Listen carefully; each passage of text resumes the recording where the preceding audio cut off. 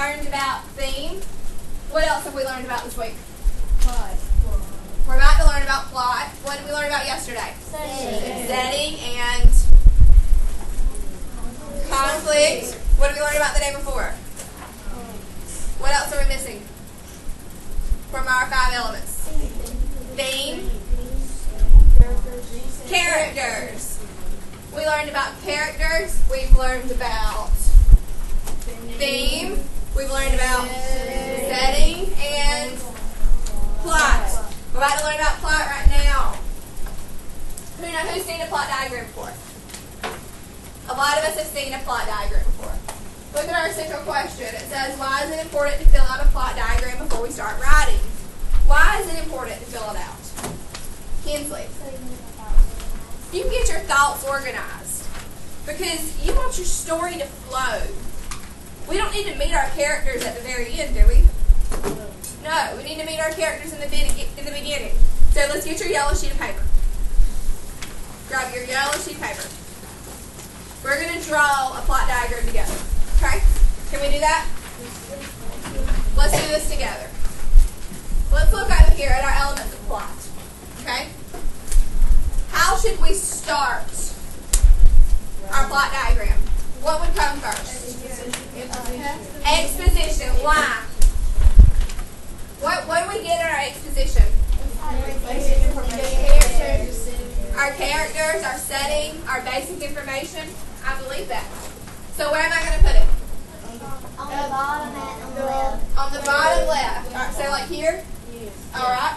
What do I draw, like up or? Straight line. So I'll put it here. And this says the first part of the plot. It's where we meet our characters, our setting, and we get our basic information. So it's the very beginning. Okay? So when we draw it, we're going to put exposition. And then what are we going to put? The very beginning. And what are we going to find there? Our setting and our characters. Very good. So let's get that down. Get it on your yellow piece of paper. Some of my perfectionists who are using rulers to draw their straight line.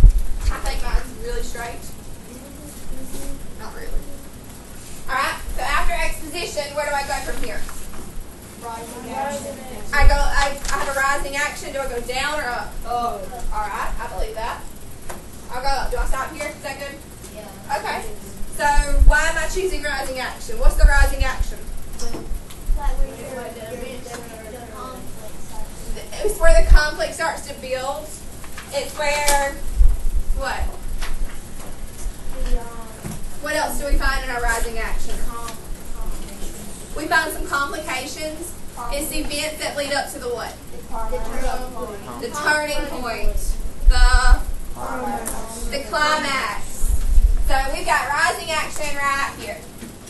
Alright, so next, do I keep going up or do I stop or do I go down? Or Stop. Okay, I stopped. So I'm going to make this a different color so I can see that I've stopped.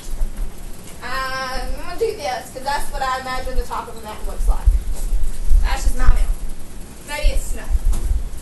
There's snow at the top of mountains. I think. I've never been to the top of a mountain. I'm kind of afraid of heights. So what comes next? Why? It's the solution of the...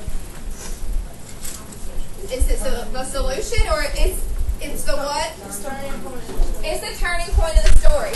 It's the most exciting part.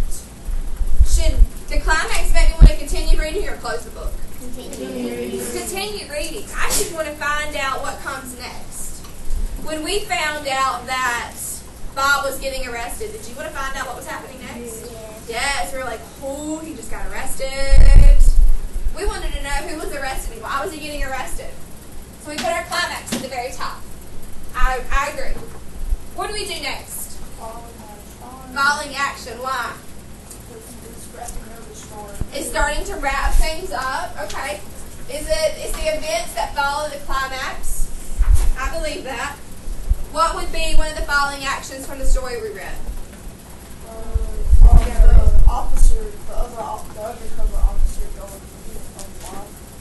The undercover officer going to Bob or after he got arrested? After like the other officer. After after the other officer came. So am I going up some more? I'm going down like this side? Okay, I believe that. I'll go down. And then I just put this here. This is where this goes? Okay. I believe that. So what's left?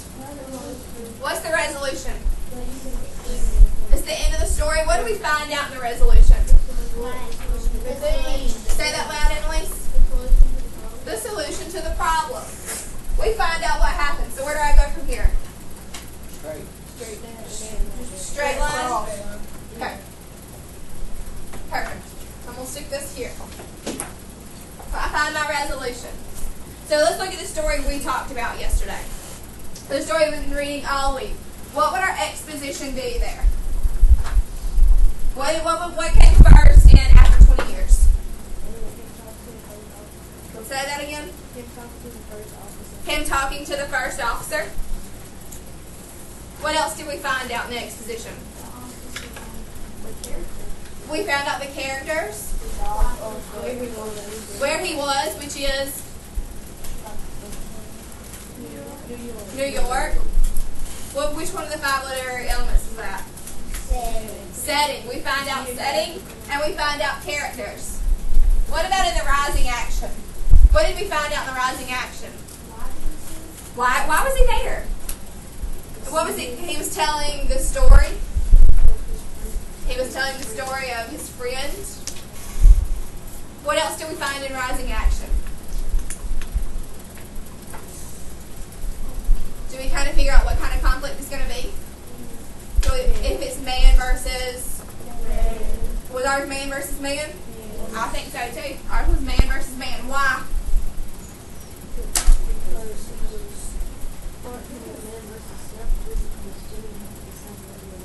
It was man versus self as well. It's like because Jimmy had to decide whether or not he was going to arrest him. And then it was man versus man. Why? It was the cop and Bob. Yeah, I believe that. What about the climax? What was the most exciting part of our story for the protagonist? He finds out that Jimmy is actually an imposter. He finds out Jimmy is an imposter. And what does the imposter tell him? He's been under arrest for 10 minutes. Good gracious. He's been under arrest the whole time.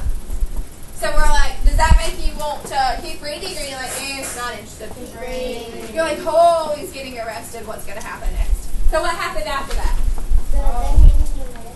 They hand you the letter. Absolutely. And what does the letter say? It was his friend Jimmy Wells.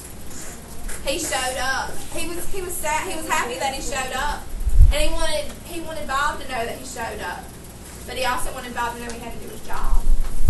What does that go back to? What did we just learn about? The theme. That made the theme of the story. All right, and then what comes after the following action?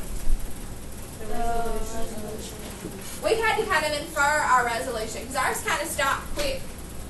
What did we infer about our resolution? He went to jail. That's how it happened. That was the resolution. He wasn't going to steal anything anymore. He was done. So do we see how this builds? Do we see how our setting? We have to know our setting. We have to know what else right here? Our characters. Do we have to use some details? What do we need to know here? We need to know what's going to happen. We need to know what our climax is. We need to know what our turning point is so that we can figure out what our rising and falling actions are. What do I want to lead up to that? What do I want to lead up to my bam? My exciting part of the story. We want our rising action to lead up to it. You want to gain my interest. Tomorrow when you're writing your story, I want to be like, ooh, what's going to happen? What's going to happen? And then when I find out what the climax of the story is, I'll be like, oh gosh, what's going to happen next? That's how you want your stories to be. That's what makes a what? An effective writer. That's what makes people want to just keep reading. Okay? There's some people in the class before us that are writing about being in someone's mind. Or is that in here? That's in here. Someone's writing about being in someone's mind. I cannot wait. Someone in the last class also put me in their story. But I think I'm the bad person in their story. I don't know how I feel about that. But I'm going to be excited to read it. I just wonder if I'm going to jail or not. That's all I want to know. Am I going to jail? That means that you're their best friend. That means I'm their best friend. Listen, hang on. High five. Yes, sir. One question. My story is split up into 3 parts because of it being long. So what will I have to do? Pretty sure it might not fit. If it doesn't fit, I'll give you another sheet of paper. If it doesn't fit on that, Mine's basically a if you just keep writing, you're basically writing a book for me. You can close the shit. We're going to have to write kind of small. I can't put the golfers again this year. You can submit it. Maybe, do you submit these short stories? Last year. We'll find somewhere to submit it. Actually, it won last year. See? He won regionals last year. For young authors? It's a competition for some of the best writers in Georgia. Okay? Alright, so what else do we need for our plot diagram? Did we get everything we needed? We need to use this. Now we need to think about our story. So let's flip to the big side of our paper. Right here. Our big, long, huge copy paper that the office was like, holy smokes, when I copied them all. Let's flip right here. We're going to start filling in our own plot diagram for the story we're going to write tomorrow. We're going to get our ideas out. Okay? Let's get all this down on paper. Can we copy this on the back of our, If that's what you want, if you want that on the back instead of that, but you have a place for exposition and all here. You have a place for exposition. What else? Climax. Rising action. You have a place for your theme. This should be all you need. If you know what your story is, if you've built off of it day after day, because we've already done what? We've done characters. We've done setting. Now we've done plot. We've done conflict and theme. By the time we get to tomorrow, you should know what your story's about.